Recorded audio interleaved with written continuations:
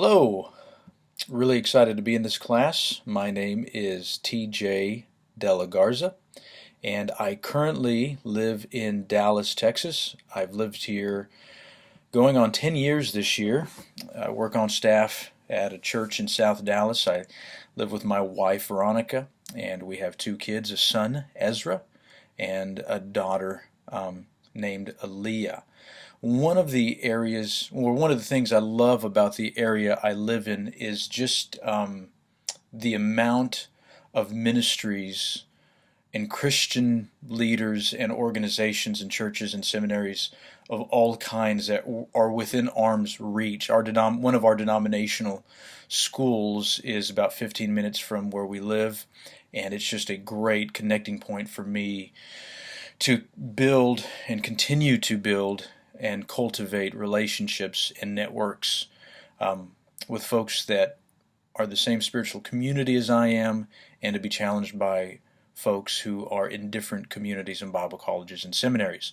One of the things I don't prefer and appreciate about where we live in Dallas is that it's not home. We originally, both me and my wife, have grown up in Fresno, California, born and raised, and we've been out of California, I think, the last 15 going on 16 years. And one of the areas that y'all can pray for me and my wife about is the decision of where my son is supposed to go to college. I know I don't look it.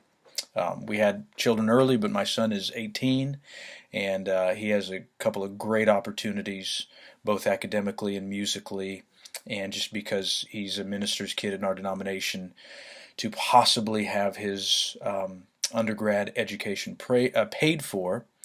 And we're praying that that happens because he is thinking of doing some missions work, unorthodox type missions work, and we're still trying to discern and talk to him whether that is here in the U.S. or if that is meaning for him to be international. Now, my experience with preaching, both as a hearer and as a preacher himself, is a little bit skewed. I know for me, it has had a great impact on me, especially coming out of our fellowship and our spiritual community. I can think of moments in my life where I definitely was either discouraged or seeking direction or looking for where the story and the narrative of Scripture fit into my life presently, and even if it was relevant. And it always seemed like at those moments that I heard and was exposed to some type of sermon that really spoke to that, and it seemed as if it was really geared and directed towards me. And of course, our church fabric is very much geared towards a personal experience. As a preacher, I would say I preach probably quite regularly. Howsoever, the last 15 years or so, my area of ministry has been dealing specifically with kids. And then probably within the last 5 years has been more administration, and I definitely enjoy it, and it is powerful. And kids that heard object lessons 10 years ago come back and remember. I remember hearing a sermon when I was 8 years old that has just impacted me and has formed a mental image of my mind of how to live my spiritual life, and I know that happens. But there's a lot of grace and a lot of mercy and forgiveness when you don't get certain exegetical skills or words or spiritual verbiage right when you're preaching to kids. With adults primarily right now, I get to cover our first service lot, which is primarily 60 plus. And that aspect is just so graceful and merciful, and that crowd is just so forgiving. And so as a preacher regularly on a Sunday to a congregation of many different ages, I don't feel that it's there. I think what excites me and motivates me about preaching is just what I said, is being able to verbally paint a mental picture of a theological truth to somebody that will stay with them forever. And when we're in Pasadena, I love sharing the example that I heard when I was about 8 years old in a Christian school. None of my family's Christian, and I got saved much later when I was 17.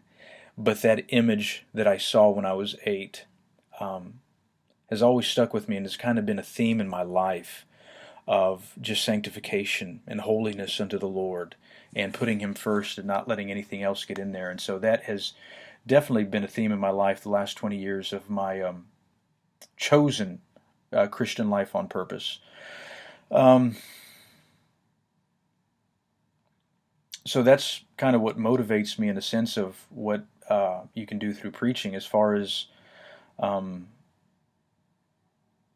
aspect I'm eager and feel I'm needing to learn the most is just the craft of preaching, I guess. I get the sense from this class and through some of the readings that I thought our church people group, which is a Pentecostal community, even though we really focus on preaching, I don't observe that we get the sense that it's spirit led if it's planned. And I've always felt uncomfortable in those types of conversations. So I'm a little bit nervous about actually learning and eager about needing to develop that in my life and in my practice and in a future spiritual community that I may have some part in shaping and being a part of. And then also, lastly, just the disconnect between seminary and Sunday church sermon life. Um, I get the sense I'm about almost a little more than halfway done, and I love the learning, but everything that I'm learning, there's a frustration there that those in the congregation who aren't in these realms of readings and lectures that we listen to are only really interested in about 10%, and I really have to do a concentrated work to explain that to them in a way that they can understand and run with and practice instantly in their own life. So that's a little bit about me as far as what's a crazy season right now. What about this season is crazy that I forgot is just this last quarter we had to put a dog down. My wife and daughter had mono. We're doing college visits with my son, doing SAT, ACT stuff with him, school, and then just job at the church and trying to discern for the future as well. So look forward to seeing everybody in Pasadena, and really excited about this class and learning from everybody. So God bless you, and we'll see you online.